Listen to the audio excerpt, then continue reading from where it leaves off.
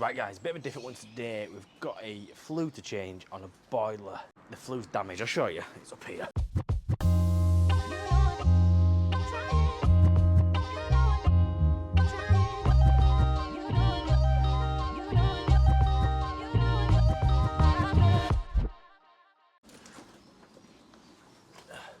So there's a crack in the flue there, and there's a big dent in it there. I think basically there's been a scaffold up at some point doing the guttering or something, and they've dropped a pole in it or they've stood on it or something, and yeah, it's caused damage. Plus it's an ideal flue and you shouldn't really have the white on show anyway, so I'm going to get this replaced. So get the collar off, chase all the knock the cement out where we can, new one cut and into place, and then obviously we're going to have to do a flue gas analyzer test on it and just make sure everything's sealed correctly and there's no spillages, and make sure all the readings are correct basically. And while we're here, we're just going to top up the inhibitor as well in the system because that is low. Can't do too much filming inside because there's the radios on. Customer's got the radio on, so I'll probably get picked up for copyright. Fingers crossed they don't, but yeah, it's an ideal Esprit, so we've just turned that off. So let's get this knocked out and get the flue out.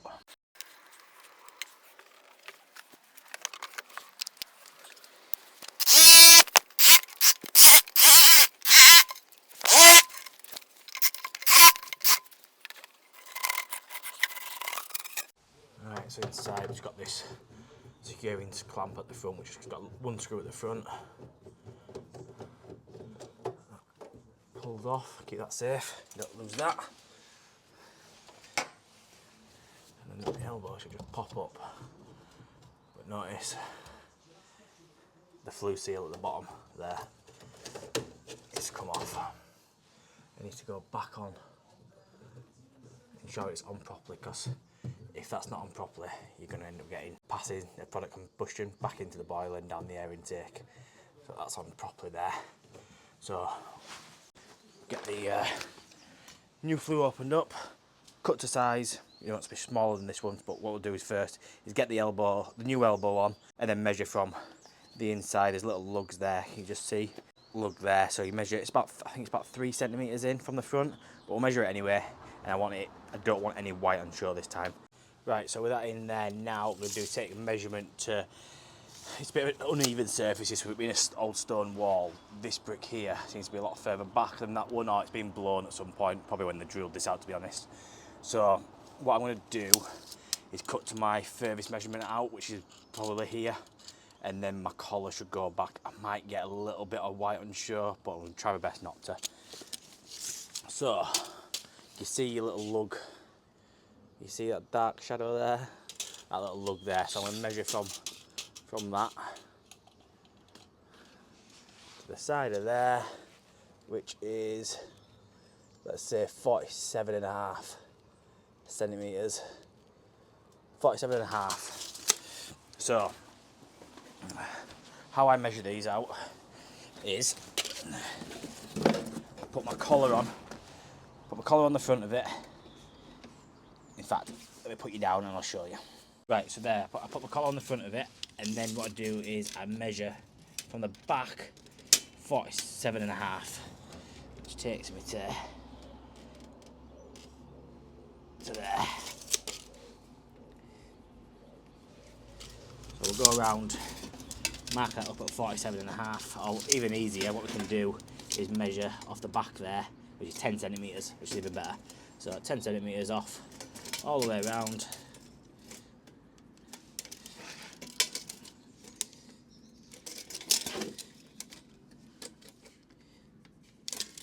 And then what I do is just join them lines up.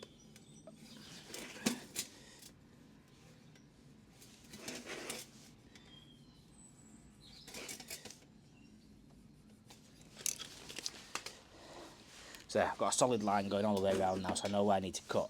What you need to bear in mind though is that you don't want to cut all the way through, because on ideal flues you want the internal pipe to be longer than the external pipe. Just a quick question, what would you determine that as? What would you ID it as? Would you put it as ID, at risk? Would you say it's not current standards and wants replacing, a bit of an advisory? Let us know in comments below, because it'd be interesting to see what other people think of.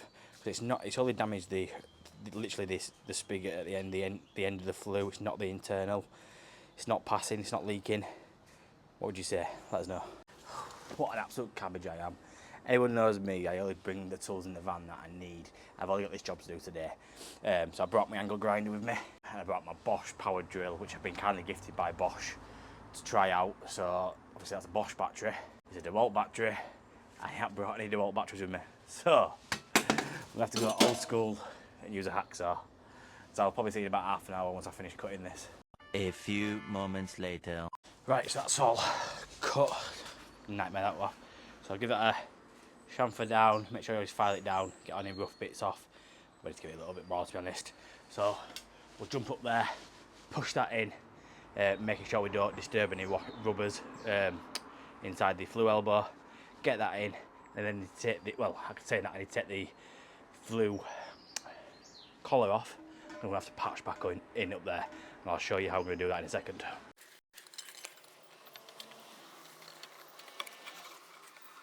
Right, so that in there, we put a level on top just to make sure it was level, and now we're going to patch it up. And I'm using Sodal Repair Express cement in beige. It comes in beige or grey, but with beige cement. Gone for the beige one. People are going to say, why don't you muck up a bucket of cement? How I see it is, this costs £2.50, £3, something like that. By the time I've mucked up a bucket, mixing too much for a start, so I'm wasting money there, and then got up the ladders and put it in. I've already done that, and I'm already on inside, doing inside. I'm a step ahead of you already just by using this. I'm saving time, I'm saving money, and yes, it's not the neatest in the world, but once the collar's on, you don't see it. You will not see it, so it's not going to look. It doesn't have to be perfect. So all these people that are saying it looks awful, don't worry about it. Stop worrying. You're not going to see it once the collar's on. So comes out looking like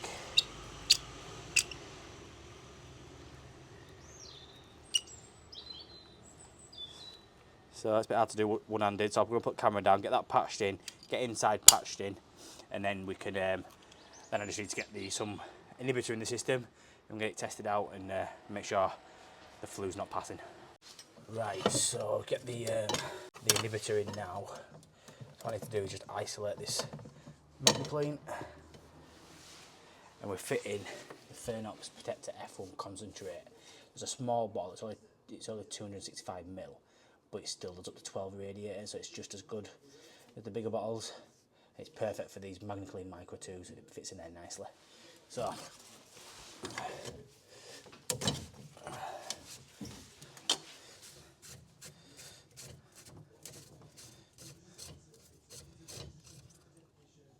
ooh, that's a nasty one. Look at that for a pull. That's nasty. On these magneplanes at the bottom, on the newer models anyway, the older models don't have it, is a little drain plug.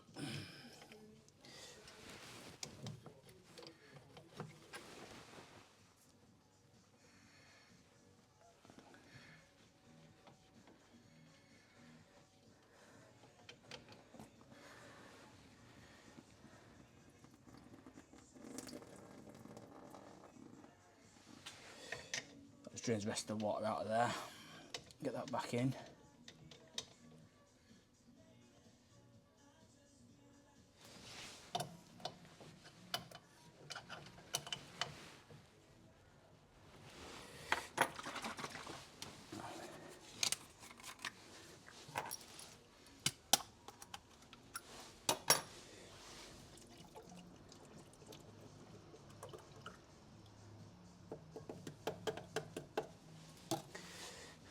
Alright, so best give this a clean down before putting it back in, because that is bad, is that one.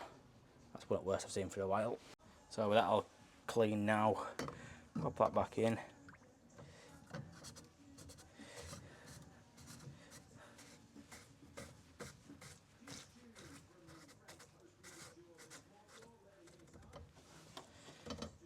Very minimal spillage when you're with the concentrate stuff.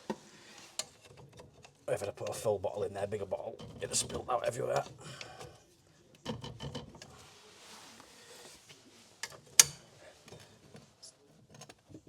back up. Need some pressure in here.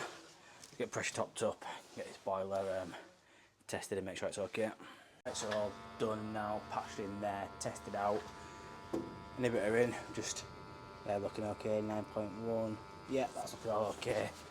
All done outside, collars back on. Looking good. So we're just gonna, last check I need to do is the air intake, probably the most important one to be fair. Just double check that. If that's okay, job done. I'm sure we'll have another happy customer.